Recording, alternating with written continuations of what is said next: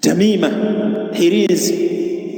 Mtume alayhi salatu wassalam, ile rahatu, kile kikundi cha watu 9 waliokuja pale wakampa bai'a Mtume sallallahu alaihi wasallam.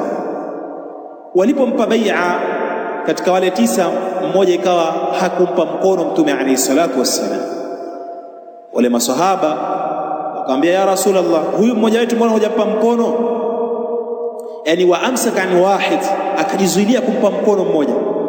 Wale maswahaba wakamuuliza, ya Rasulullah, bai'ata 9 wa tarakta hadha, umewapa bai'a mkono wa utiifu watu 9, umemwacha huyu? Qala, akasema, inna alayhi tamima, hakika huyu juu yake amevaa hirizi, mimi siwezi. Fa adkhala yadahu faqata'aha, yule bwana akatia mkono wake katika mkono akatia katika ile sehemu, akaikata ile hirizi. Alipoikata ile hirizi tu, fabaya'ahu an-nabiy sallallahu alaihi wasallam, basi Mtume sallallahu alaihi wasallam akampa mkono utiifu, akamwambia, sasa nakupa mkono utiifu. Kisha akasema Mtume alayhi salatu wasalam, man allaka tamimatan faqad ashraka, yoyote mwenye kutundika tamima, huyo amemshirikisha Allah. Hirizi, kwa hizi rababendi ni ushirikina, haya mapini wanaovaa na rababendi ni ushirikina. Kadhalika hii kuitakidi kuwa ati mimi nikishikwa bega mtu nyeti yake inaondoka, hii yenyewe ni itikadi ya kishirikina, kwa sababu hii yote ni maana hawa wanaitakidi ni mazongaumbwe, itikadi ambayo haifai kwa Muislamu kuitakidi. Na yote hii ni kukosa tauhid. Watu wakaa chini wakasoma dini yao kikamilifu. Ni mambo ya kuchekesha sana, wallahi, mambo ya kuchekesha sana. Hebu tuambieni mtu mmoja tu ambaye ameshikwa ati nyeti imeondoka, tuambieni, tuleteeni tukamwangalie na sisi. Naona vyombo vya ulinzi vyote wasema, kuanzia Tunduma bara ulipokuja Dar es Salaam, wote waliodai kwa nyeti zao zimeondoka, hakuna mmoja wote ambaye nyeti imeondoka. Wote wamekaguliwa, manyeti yao yapo, mirungu iko vile vile, uongo tu.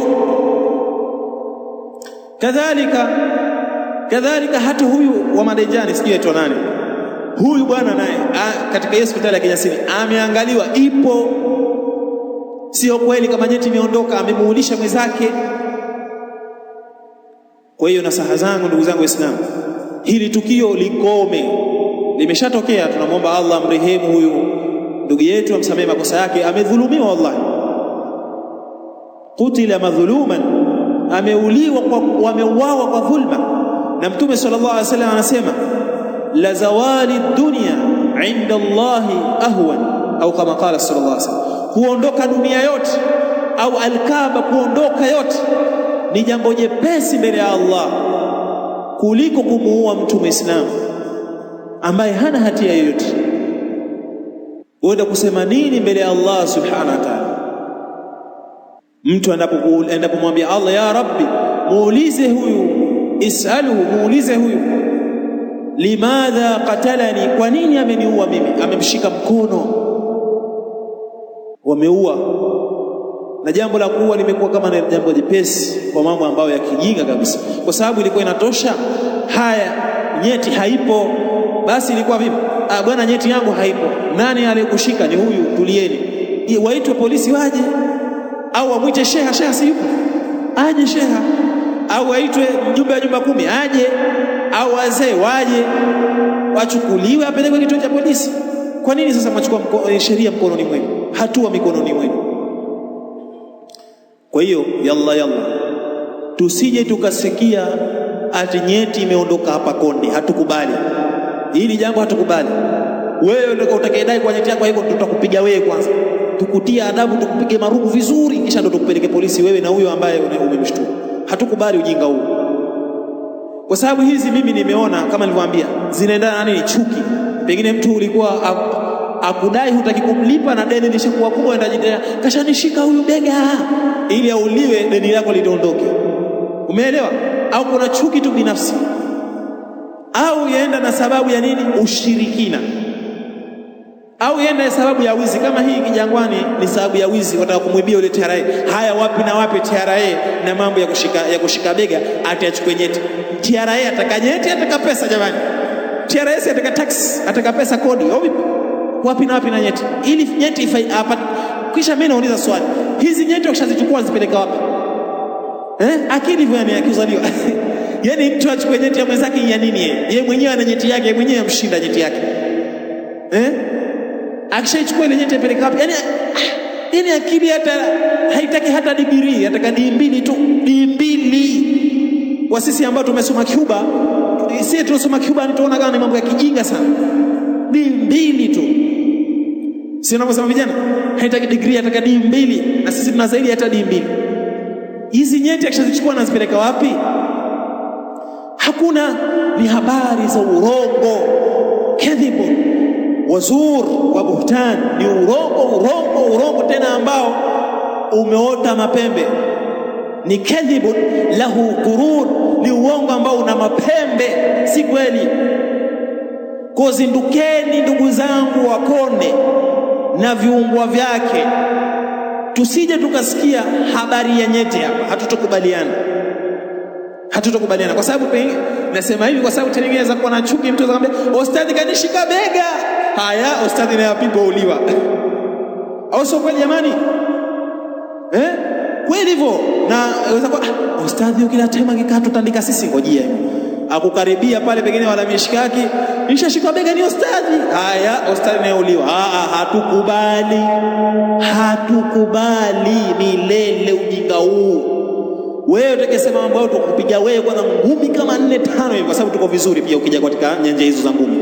Sawa, silaha hii. Kwa hiyo kwanza tukupiga wewe, tutakutandika vizuri. Ngisha baadaye tuambie ajielezee sasa. Nyeti haipo. Vua suruali, tukuvua. Mbele za watu huna adabu ati. Tukuvua suruali, tukuangalia nyeti ipo haipo. Uongo tu. Nyeti haipo vipi? Ati ninashikwa, ninajisikia baridi gani? Ni kipindi cha baridi, mvua hii. Sisi ninapigwa na umeme, upigwe umeme ubakie wewe. Ujinga tu. Muulisha watu bure, hawana hatia, mwadhulumu kwa mambo ya itikadi za kishirikina na upotevu.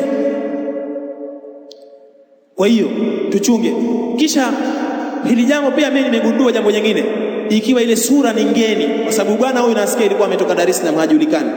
Ile sura ikiwa ngeni ndio ile jambo la ashtadi la wazito zaidi. Umefahamu?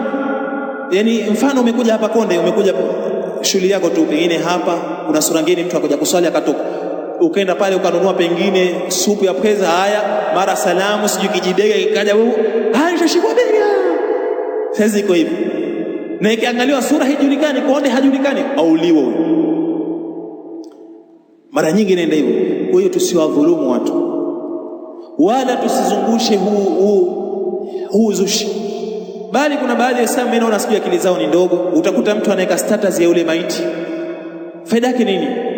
Hebu mtu afikirie, ndikuwa ni baba yake au ndugu yake mzazi amefariki, ndikubali kumweka status kweli? Ndikubali? Ikaa anamrusha status hivi madamu yatoka, ndikubali kweli hivi? Kwa nini mwadhulumu tena kwenye status? Na kisha zile picha unarusha katika jamii, zinaleta taharuki. Hivi mtu azingatie ndikuwa ni baba yake mzazi, ndikubali akarusha katika status na YouTube na TikTok? Hata kanuni hawajui za uandishi wa habari. Sisemi vyombo vya habari mimi sijaona, naona hao vijana wengi wamechukua picha. Tena kuna bwana mmoja anachukua kwa hamasa ile video.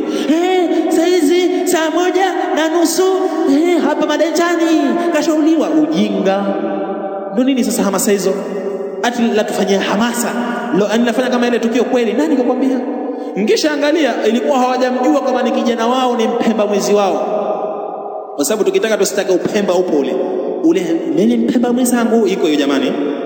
Walipokuja jua tu kuwa ni mpemba aishi Jojo, ndio wakaanza kujuta. Kumbe mwa fulani kanamvaa fulani hivyo. Hasa kwa hamkujua toka mwanzo. Walipokuja jua ni mpemba mwizi wao. Tena shekhi mimi nakwambia, ukija Jumatatu hapa endelea kutandika, wiki nzima tutandike swala la nyeti. Na mimi hutuba natandika tena, sikubali mpaka yani kieleweke inshallah. Kama mtanishingizia ninashika bega huko sawa, lakini mimi Ijumaa nikiwa hai tuko na nyinyi hapa katika hutuba. Sawa?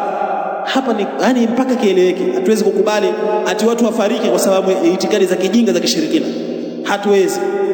Hatuwezi hata siku moja. Huu msikiti hujajengwa kwa sababu ati watu wakae kimya. Hapana, lolote linalotokea katika jamii tutaliongea. Wote utakavyokuwa, hata kama unani tutakuongea. Hatukuogopi. Kwa hiyo walipomuua, baadaye walipojua kama ni mtu wa nyumbani, wakajuta vilio. Yule mmoja anaelezea katika clip, ilikuwa hatujajua tulipomuona sijui nini, waelezea kama hivyo, wakaanza kulia na kujuta. Kwa ndugu zangu Waislamu, tuchungeni na turudi kwa Allah, tutubie kwa Allah, tumche Allah, tumuogope Allah, tutegemee yeye. Allah ndio mwenye kutulinda. Kadhalika katika adhkari za jioni na asubuhi, adhkari Mtume sallallahu alayhi wasallam, man nazala manzilan, yoyote atakayefika sehemu yoyote, faqal, kisha akasema a'udhu bikalimati llahi tammati min sharri ma khalaq, akasema maneno haya, lam yadurruhu shay'un hatta yartahila min manzilihi, hatodhuriwa na kitu chochote mpaka atakaporejea nyumbani. Mmoja katika wanachuoni, sijui kama nakumbuka, al-Imam Ibn Jarir ni Tabari, kitu kama hicho, au Ibn Mubarak, aliingia katika mji wa Madina. Alipofika Madina akaumwa na nge. Alipoumwa na nge tu akakumbuka. Hiyo ndio ilivyokuwa salafu, walivyokuwa salafu salih, wakipata mtihani wowote kwanza anaangalia nafsi yake. Kwa alipoumwa na nge tu akafikiria, mbona nimeumwa na nge leo jioni, akakumbuka kwa hajafanya adhkari katika dhikri hii, hajaisoma a'udhu bikalimati llahi tammati min sharri ma khalaq. Hii dhikri popote unapofika atakiwa isome mara 3, na jioni na asubuhi isome. Akakumbuka kwa hii dhikri hajaisoma, ndio akaumwa na nge. Hasa adhkari zipo, adhiya ametuwekea Mtume alayhi salatu wassalam, adhkari za asubuhi na jioni. Kwa nini tujikinge na pini na rababeni, na kwa nini tuitakidi maitikadi haya machafu?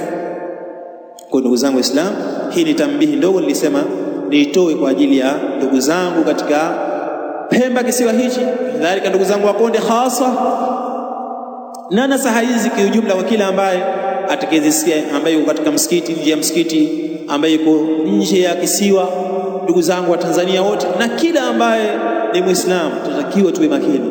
Si kweli ni uzushi, urongo, utapeli, kuwaua watu bila hatia yoyote. Hapa palikuja maji ya msuka, maji ya wapape, tukapambana nayo kwa sikweli. Likaja masuala ya popobawa, sijui ati popobawa ukilala, sijui ukiamka, sijui kushatoka mavi kasha kuingilia. Si kweli, uongo. Au sio kweli? Popobawa haikuja. Sijui ukija Mwenge waja na popobawa, si kweli, urongo. Sijui kaja sijui mambo gani, urongo. Na sisi yashakuja haya masuala ya kushika bega. Usione hata ndio lishamaliza, hapana. Litatoka hili kushika bega, litakuja jingine la ajabu zaidi kushinda hili. Ndio dunia ya mwisho, akhiru zamani hii, ndugu zangu Waislamu. Sawa? Kwa nasaha zangu mimi nitafikia hapa. Inshallah tafikia hapa. Barakallahu fikum wa jazakumullahu khairan. Subhanakallahumma bihamdika